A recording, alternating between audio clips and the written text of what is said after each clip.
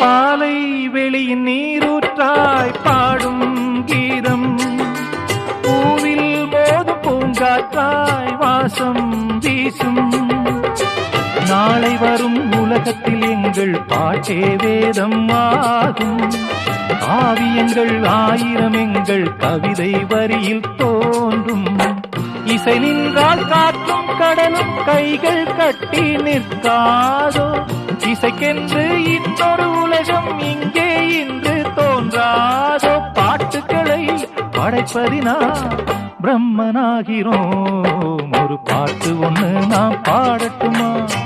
பால் நிலவ கேட்டு வார்த்தையிலே வளைக்கட்டுமா?